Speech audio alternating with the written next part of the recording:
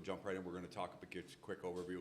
We're going to talk about family banking, and just as a point of reference, right? So most of you in this room, I talk to on a regular basis. And because I talk to 5 to 20 different credit unions a week, week after week, week after week, month after month, quarter after quarter. And since 1900? Since 1997. And what I'm finding is youth banking is a common theme, right? When I get on the phone with Jen, right, and I say, all right, Jen, what's on the strategic plan for the year? Youth banking usually pops up in most of those conversations, right? Unfortunately, so does fraud and liquidity issues, right? So there are multiple things going on here, but family banking pops up all the time. That's why I wanted to come in here and help Alexi, and it's always good to hang out with Dave. So I'm going to sit here and ask some questions, and I'm going to let you guys go ahead and expand on it, because while I have kids in that age range, I'm not an expert in it. So Dave, credit unions are uniquely focused on delivering service and value to their members as their top priority, or what we generally refer to as the credit union movement. How does this new digital product align with the Affinity Plus mission and purpose? Yeah, I think one of the key words there, Chris, is movement. And movement is an organization, it's our members, right? And probably 2017, our board really pushed us on being more inclusive to different demographics of who we serve as a credit union. And the reality is, in my opinion, that our mobile app is not designed for children. It's designed for adults. And we started this relationship with Banking On a number of years ago, and they built our front-end interface over our digital app. So we purchased the Fiserv Architect system, but Alexi and his team created an overlay which was extremely user-friendly. And we saw an opportunity to take a look at a segment of our membership that we probably hadn't put a lot of focus on from a strategic view of kind of what are we doing for our younger members. We did a lot of seminars and teaching, but our app was our app. And so we see this as an opportunity to kind of look at that the entire movement and say, all right, what about kids? And again, my experience, my daughters are 21 and 20, and they were members of the credit union, but they never talked about the credit union. They talked about their card, and they talked about Venmo. And when I got them to use our app, they started to talk about Affinity Plus. And so that resonated with me, and we took a look at that and said, all right, can we look at redesigning and creating an app that youth would find something that they enjoy? So as an example, if mom transfers you $10 to go to the movies, the child can give the fist pump to the mom. It's kind of the Venmo emoji experience that seems really simple, but it's pretty important. And we still think that there's we've always believed there's an opportunity for parents, guardians, to provide financial education within their own lives as well, but how that worked in our traditional app was members were not able to do that. So our board has been very pleased that we are saying, all right, is there an opportunity here? Our average age of members is 41 years old. We have 7 branches on college campuses. So we attract a lot of young people that are probably, in young adulthood, but we weren't doing a lot for the 6, 8 to 15, 16-year-old. And so that this has provided us an opportunity, and Alexi and his team have been a great partner. Yeah. I also love to just talk a little bit about the credit union movement. Yeah. And my own kind of experience of that and a passion for that. It's been such a great honor to partner. Affinity Plus was been one of our first clients 6 years ago when we started mobile banking technology. So yes, we designed, so the reason why he's able to say we haven't designed it for kids, we designed it for adults, because we worked together on designing that. We built that technology, served Affinity Plus for 6 years now on a mobile site. It's very highly ranked mobile app. But we haven't designed it for teenagers because they, you know, you can still do a lot of things on a regular app that teenagers should not be touching. Enabling ACH, connecting external accounts, shooting yourself in the foot in a way. So experience and design specifically for them is important. But I really want to touch on the credit union movement, and I'm running a company, and I always, when I was younger, I remember having values in the big companies when I worked. They had values on the walls, and I always think, like, is it really? Like, is it just, you know, some words on the walls? But what amazed me about the credit union industry is the passion for the employees, how the credit unions enable their employees to care for their employees, and employees then serve and love on the members in a way. And I've bragged about credit unions industry because I know, like, so many of you have been in industry for so long. Like, I brag about you, Brian. You started as a teller in high school or college, and now you're executive in a credit union. So credit union movement enabled you to grow, invested in you, and provide for you. So we take a lot of example from credit union industry in how we run a company, how we go about running business. So I'm excited about being part of that. Great, thanks. Yeah, we used to have a saying at Fiserv in my 18 years that people made the difference right before they axed whole departments. It's like, well, why do we have that sign up if that's what we're going to do? So I get that. Yeah, so All you're right. comparing Fiserv with credit unions. So. The two polar opposites, two polar opposites. All right, so Alexi, the big banks, right, your Chase, your B of A's, your Wells, they're throwing money and resources at this, and we all know they have more people in their development group than we have in our entire credit unions. And there's been hundreds of millions of dollars thrown at multiple fintechs to go direct to consumer on this type of product. How do you think, why do you think family banking is gaining so much traction now? I'll start actually with the first word that might not fit well in here. It's millennials. It's actually about millennials, because millennials now, the older generation of millennials are becoming already parents. Mm-hmm. Their children are getting to their teens now, and 15 years ago, millennials' needs redefined the need for mobile banking.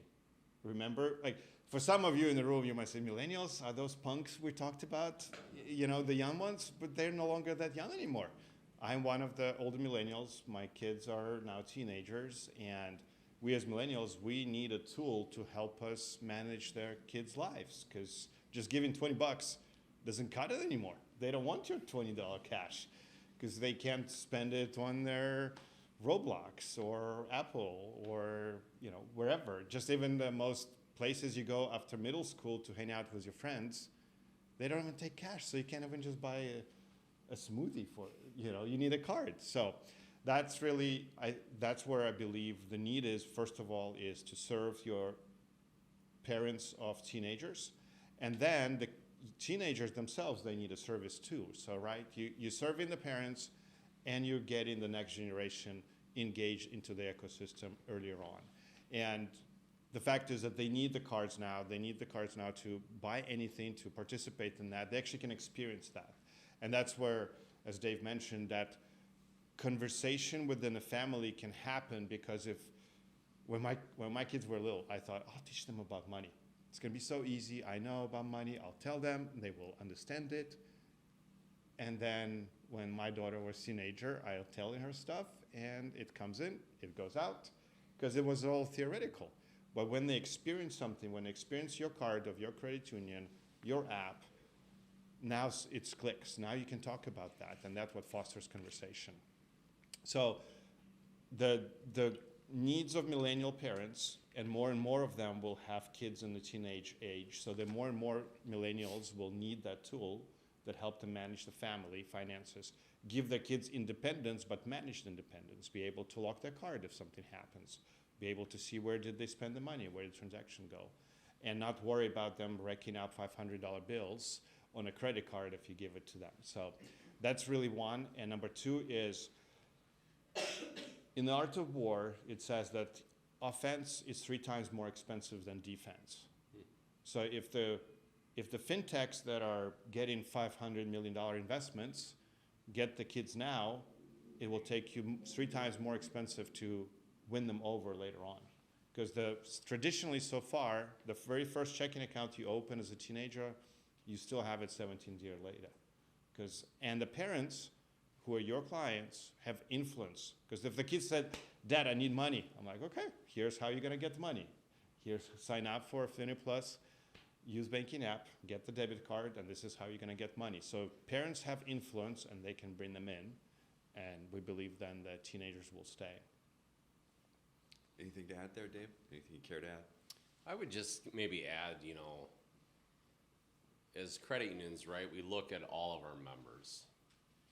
But the millennial generation really drove digital transformation, in my view.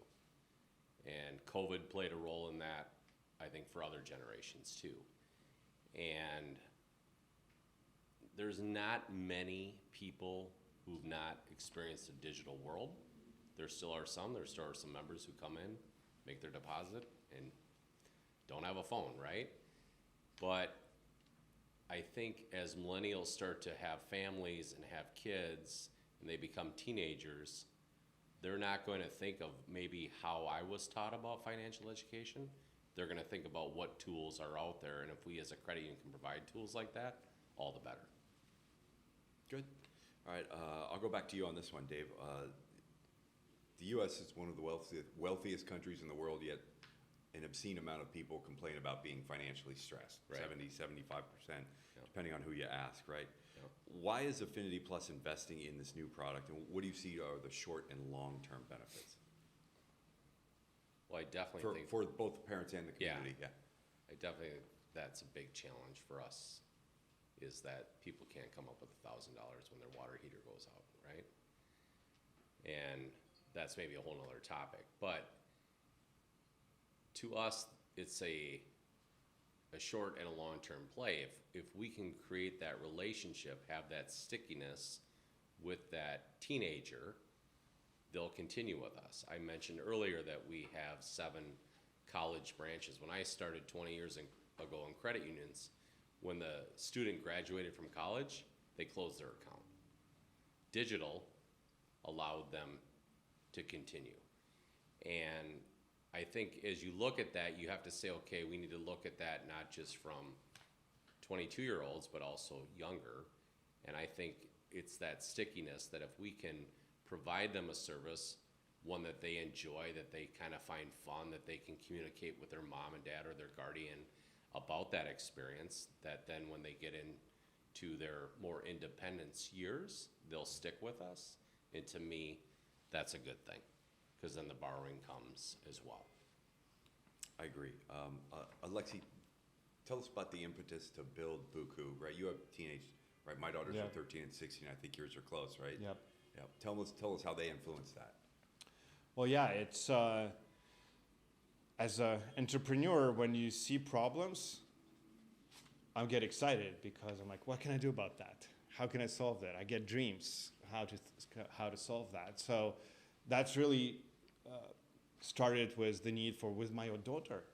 If I just tell her about things that she doesn't taste, she doesn't touch, she doesn't experience, it just disappears. It doesn't register.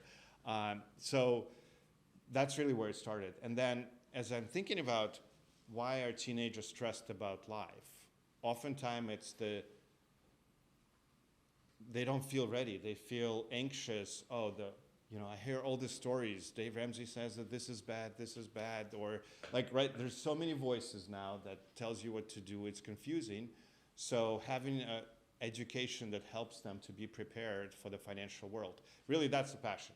can they try financial products of a credit union early in life so they, when they become 18 and they're on their own, they feel less stressful because they feel prepared. That's really our passion, to reduce that anxiety of becoming an adult.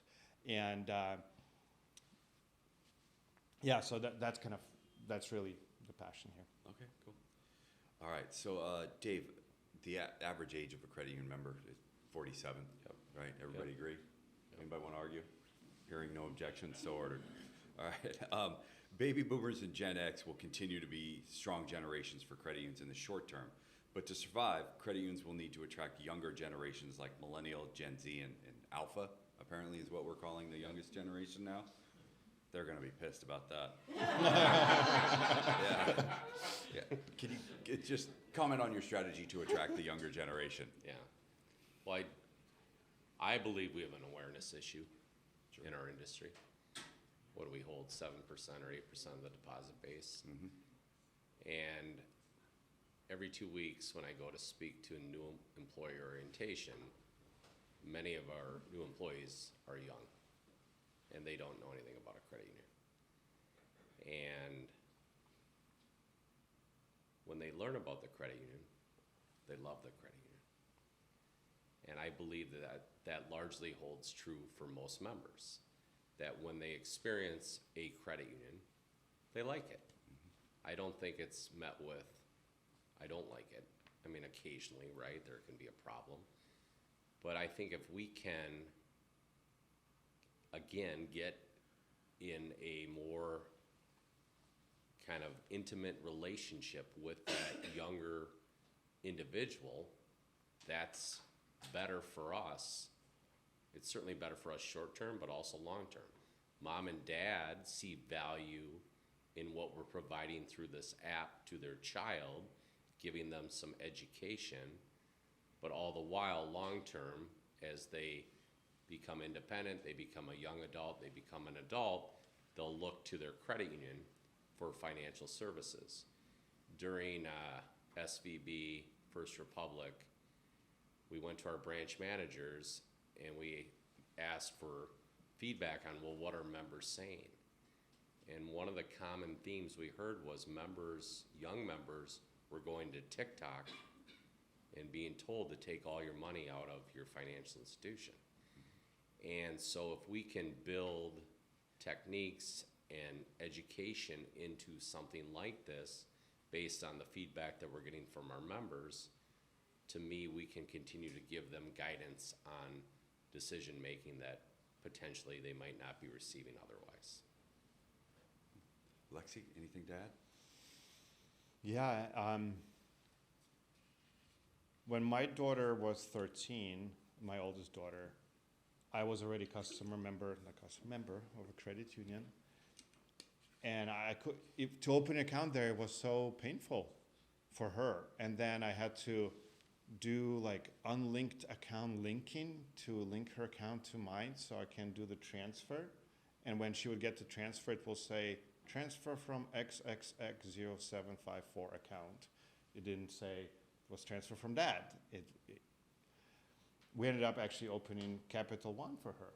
And she still was Capital One. Her first paycheck went to Capital One. So in a way, my credit union lost her as an opportunity to be the member, because for her it was easier. There's no branches in our town for Capital One, but she was able to do an app. So I feel like it's so important to empower credit union movement, and I want to solve it. I want to provide a service to the credit unions to enable that next generation to get into the movement and stay into the movement, because it is a movement. It has to move. Yeah. Right? What defines a movement? It's moving. And then I'm thinking about, like, yeah, credit unions had use accounts for a while, right? Like, if you think back 15 years ago, there were some use accounts. Parents come, put the money in. Teens never really touch it because they don't have an app for that. So there might be $200 sitting there in the use account, but there's no loyalty because the teens never really experience that. They don't know what the credit union is. But if they get your debit card, they get your app with your logo, for them, this is the association with the money. It's your debit card, your app, And even when we talk about financial education, the way we're thinking about it, teens, at least my daughters, when they get out of school, the last thing they want is more education. Like they're like, yeah, give me more education. No. So if we can give them practical advice, hey, like in one of the videos you might see, check your balance. Use the app, check your balance before you go to spend. Avoid the embarrassment in the line when you check out and your payments decline. So when we focus on avoiding embarrassment, they listen because last thing they want to get embarrassed in front of their middle school buddies. So. All right, there's a lot of focus on youth banking. This is a great question. There's a lot of focus on youth banking, but why did you decide to expand the focus of Buku to family banking? And what's the difference? Because I've been using the terms interchangeably. Yeah. So I may be butchering this. Yeah, and as I said, like there's the youth banking kind of talks only about the use. Where I came from, like, look, I'm a parent myself. I need a tool. Mm-hmm. I need a tool to manage the money for my kids, give them managed independence, because they lost a card, or then how do I lock it, and all the things. So to me, that's about that. And if it really comes to not only about the use, it's about the parents. And if you think about who are the most profitable, I know in credit unions we don't only talk about the profit, but we do need the revenue, right? So who are the most revenue producing demographics? Those are the parents of the teenagers. They are the ones who, in a way, most stepped out, right, in terms of the financial needs. And that's really why we call it family banking, because of the parents. Thank you. Yeah. Thanks for explaining that to me. Like, legitimately, thank you. I Now didn't you know the know. answer to that question. Yeah. All right.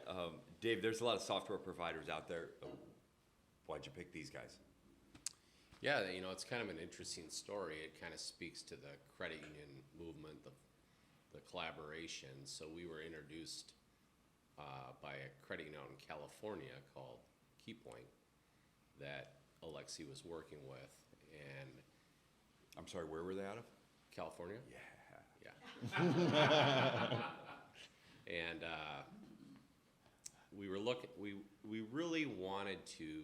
Our old app prior to the one we have now was a disaster, and I think it was like a 1.2 rating.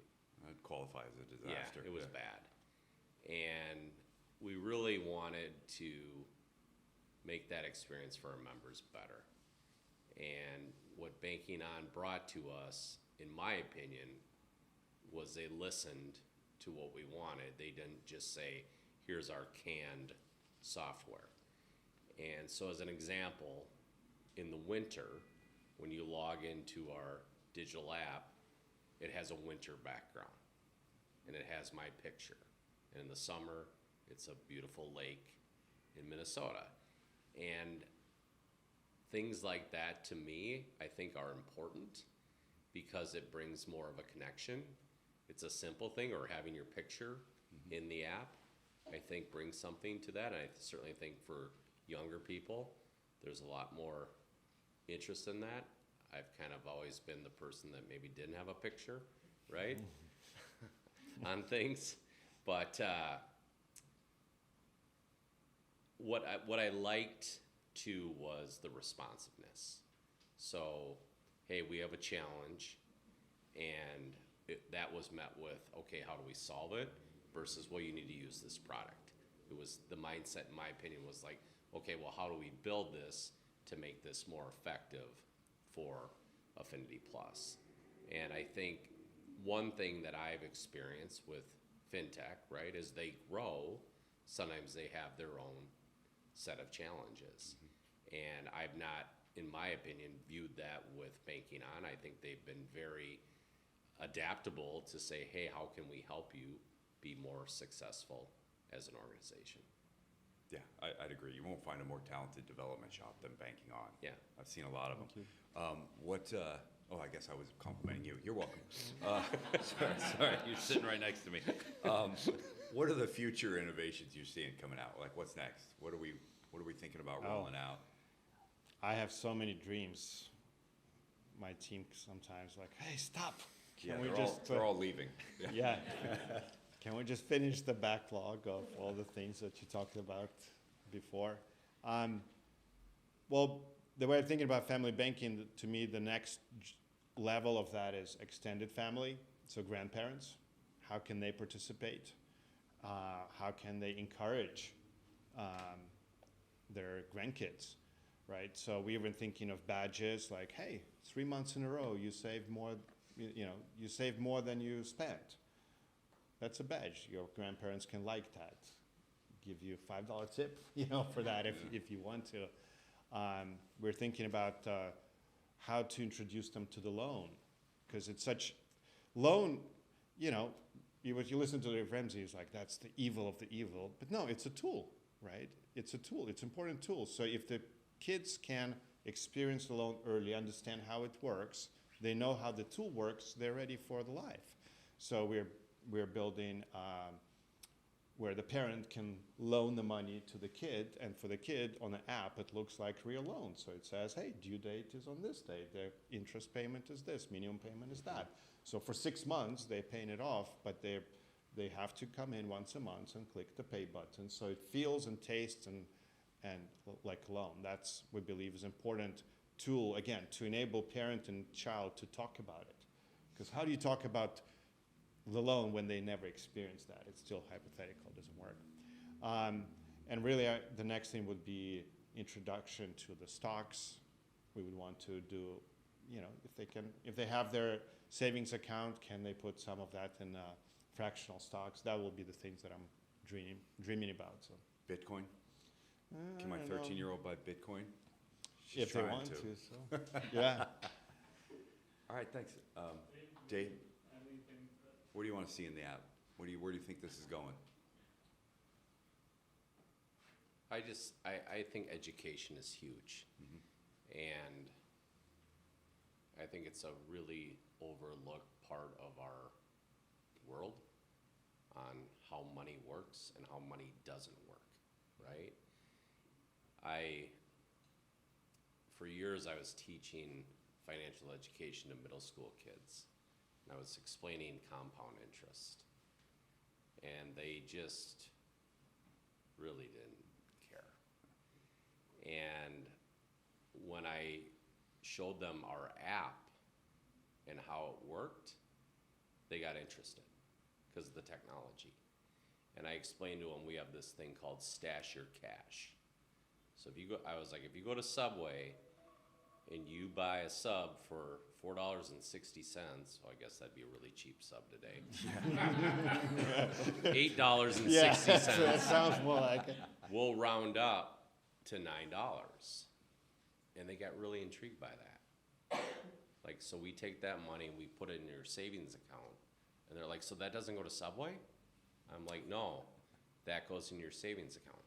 And I think, like, some of our ways of doing things in the past, I think, have not really focused on gamification, fist pumps. Hey, did you do your chores? I did them. Okay, now the $5 goes into your savings account. A little more like real-time interaction of life versus, hey, I'm going to sit down and try to explain to you how your, compound interest is different than simple interest. So to me, that is a big part of what I think we can capitalize on is that mobile experience that we have with youth and parents. Because a lot of parents need that education too. Yeah, no doubt about that. And encouragement.